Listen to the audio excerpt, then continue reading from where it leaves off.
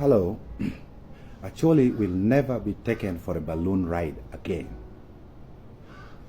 Not by the NRM government, not by any other government in Uganda in future. We are the poorest in the region. Our people have voted for President Museveni. Acholi, out of the 28 MPs, have elected 21 NRM MPs. But I wish to say with authority that this is not going to happen again. The political terrain in Acholi is not looking well. We have visitors. We have General Salim Saleh, who has got a residential status in Acholi. But there are issues that need to be resolved. Are we part of Uganda? Why is it that the presidential directives that relate to our people is not being followed? The President, General Yoweri Kaguta Museveni, issued a directive on charcoal. No one is following the directive. No one is implementing the directive. And the charcoal trade is booming. People are taking bribes. And the environment is getting degraded at a very fast rate. It makes you ask a question. Do we really have a president in Uganda? The presidential directive on charcoal is not being followed. The president gave directives that Balalo must leave Acholi land.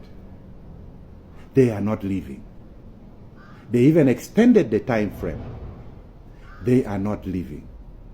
The cows are grazing in the farms of people that are cultivating. The verification that was ordered, we don't know where the process has ended. We are crying foul. The presidential directive on Balalo is not being honored to an inch. The philosophical question is, are we part of Uganda?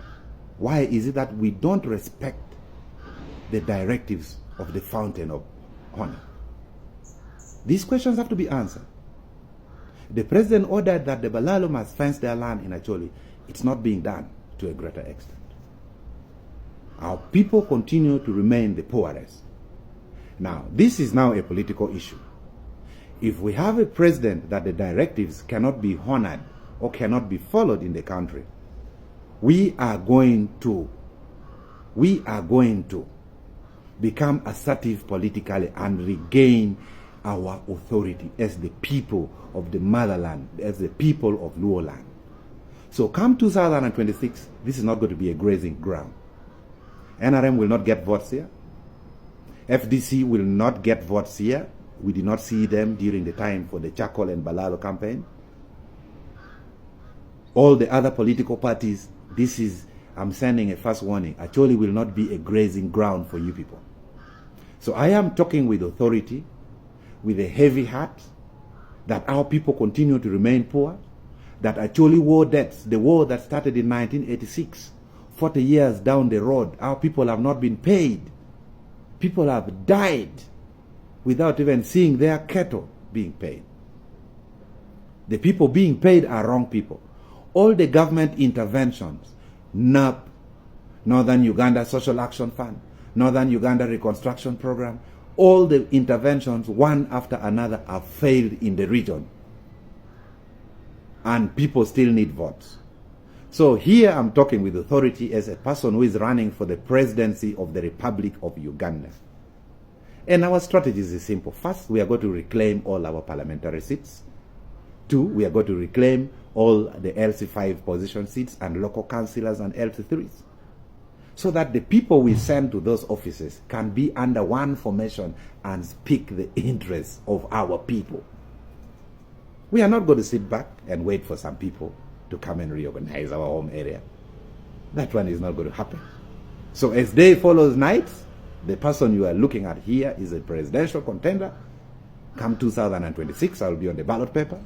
We will mobilize. We will obtain majority of the parliamentary seats here for the presidency. We shall fight for it at national level in a democratic manner to ensure we liberate our people and our region. So I thought of telling you this. We are not going to be used like political condoms. We are not going to be used again like brooms. No. We are saying enough is enough. Our people in the northern part of the country should come up And we shall ally with all the positive political forces all over Uganda to ensure that we liberate our motherland and get our country back to where it was. We are politically threatened. The oil that was discovered in the northern part of Uganda, none of the oil wells was drilled in Acholi land, yet we carry the biggest portion of oil. It is being drilled in the southern part of the Albertine Graben, and yet the bedrock, the pot of the oil is here. We know this, and we are not going to be intimidated about this. The other day I saw giraffes being carried by Uganda Wildlife Authority, and they were being taken to Western Uganda, to Lake Mumburu National Park. I know the law allows Uganda Wildlife Authority to do what they are doing. But honestly speaking, instead of promoting tourism in our area, we are removing the animals from their natural habitat and taking them somewhere else in the name of tourism. These are issues we are clearly observing. Acholi and northern Uganda have lost great sons of the soil. We've lost Speaker Jacob Olanya. We are still waiting for the report on what killed him. We have lost so many people in the armed forces. We are still waiting for the reports of what killed them. We know we have a son in the judiciary heading the Chief Justice. His term is about to expire sometime soon. So we as a young generation, we are not going to shy away from this. We are going to liberate our region. And as we talk now, we have outstanding admiration for the political approach galvanized by the National Unity Platform. In one election, they liberated their area. And it seems they will liberate more. So now, we are drawing a line in the northern part of the country. We don't want to raise another flag of the Nile Republic. We want to be part of Uganda. We love Uganda. But we are not going to be fooled. We are not going to be used for giving ministerial appointments, and yet the land of our people is being grabbed, and yet our people remain poor. We are not going to accept hand-picked political appointees thinking they will appease us. That will not happen. So stay tuned, and the man talking here will be on the ballot paper. Ideologies never lose elections. We are here to liberate Acholi. Thank you so much, and God bless you all. Thank you.